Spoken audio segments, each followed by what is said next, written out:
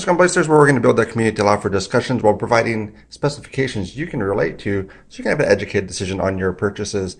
We're going to be going into a few different things. First off, for the blind knife review, so I finished my recording. The Blue Collar Survival finished his, so it's going over to Jack Farmboy.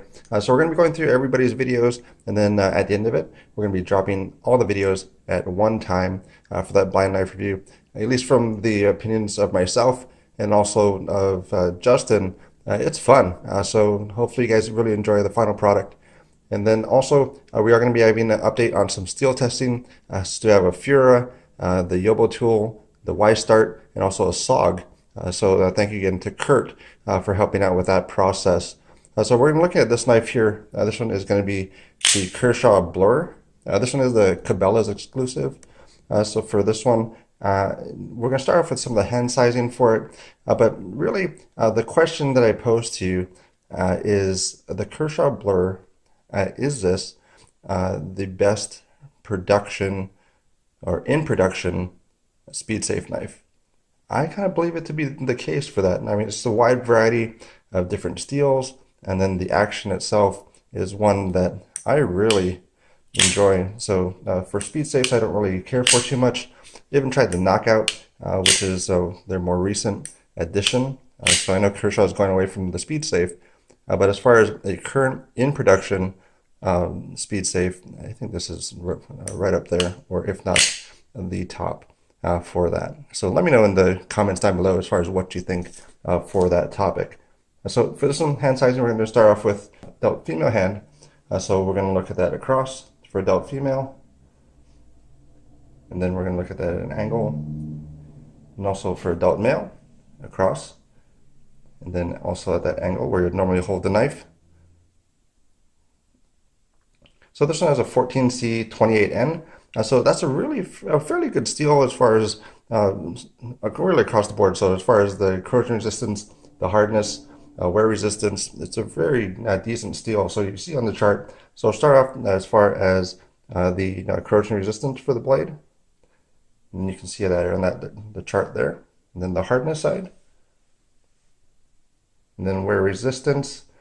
And then finally the edge retention. So it's going to be kind of that usable edge, how long that's going to be available to you for that. So for this one, it does have quite a few different deployment methods. So for the regular thumb, it does have, you can actually do the middle finger. And then it does also have inertia, where you can actually flip it out that way. So those are the different ways to open that one up for this knife. It's just really a very nice opening for how this operates. And so you can also see on the knife roll, this only has one method of carry, which is going to be that tip up right hand. And then this pocket clip is the same one that's on the leak. So you have a lot sticking out of your pocket because your pen's pocket cannot go all the way to the edge of this. So it's really going to be sticking out quite a bit. So you can see as far as the knife roll, as far as how that's going to be sticking out of your pocket, at least in the tip up position, it's going to be a little bit lower in the tip down position. So I guess there's two different methods. So right hand, tip up, tip down. But the tip down position is going to be carrying a little bit lower than the tip up for that one. So now for this one, they listed as 4.2 ounces. Came a little bit less than that. So it was about 3.8. So that's, I guess, a good thing for that. It's a little bit lighter than what the specification on it was. But then you can also see for this one, as far as a kind of a comparison to some of the other Speedsafe type knives. So this is going to be the Blur. This one is one that's called the Ring. So it is discontinued, but I think you can still get it. I like the look of it. It is one of the Duck Dynasty ones, but as far as the overall look of it, I like. But as far as this one, it seems like the Speedsafe is a little bit too light for the blade. And then this one is the Flourish. It's a fairly large blade for that. So handle size bigger, blade bigger as well. And then one that's kind of the, I guess the one that you must have for Kershaw, which is going to be the Leak. So this one does have the little safety on it. And then some of the issues with Kershaw, I sent this one in for warranty work and then the actual sharpening job on it is really bad. I mean, the tip of it is just really crooked. I don't know if you can even see that. As far as, may not look as bad to you folks as it does to me, but the tip of it does have a recurve to it, and that's just the one that they put onto it, because this is a new blade, because the other blade had the tip broken off from it. So the new blade has a recurve at the tip from sharpening for that. So that's the leak. And then also, I mean, it's also for the time period. So if you're going to send something to Kershaw, just kind of forget about it for a while, because it's going to be probably over a month until they even open your package, because they are really, really backed up. So it's not against Kershaw. They just sell a lot of knives, and they warranty a lot of knives, and they take care of you really well, but it just does take a while for that. So the leak. And then we have one that's the brawler.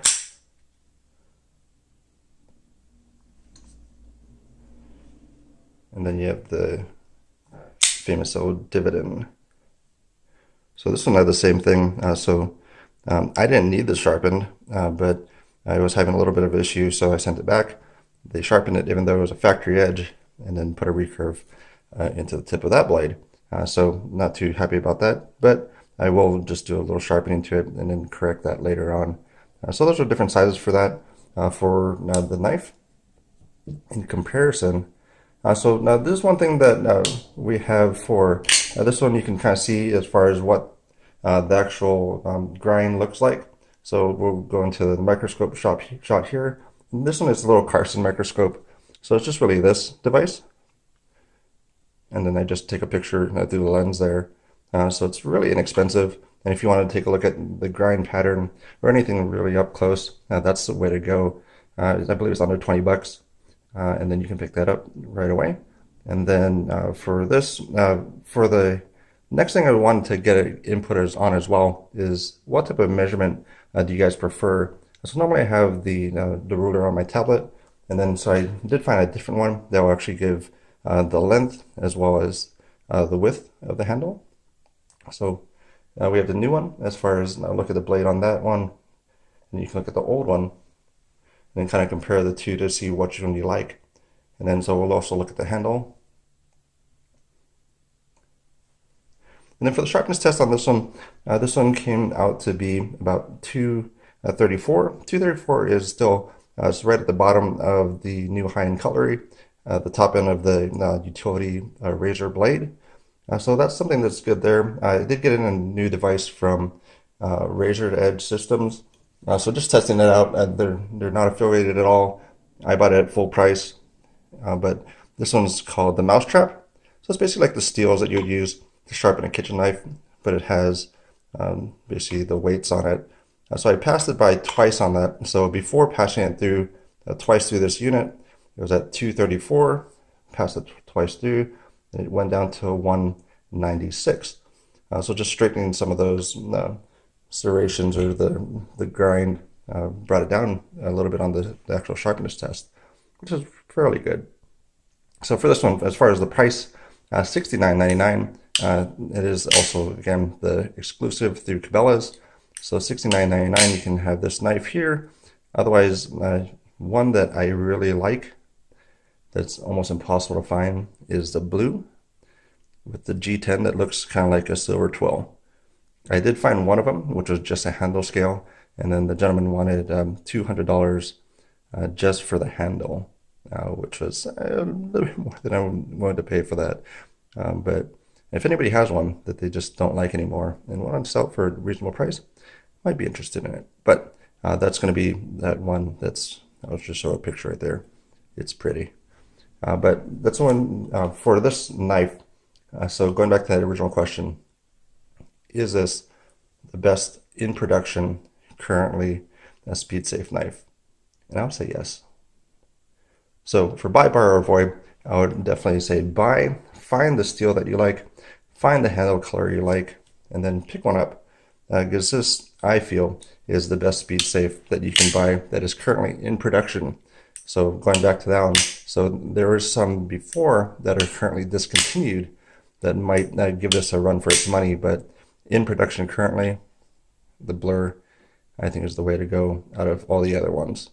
So let me know in the comments down below as far as what you think, and thank you again for your time.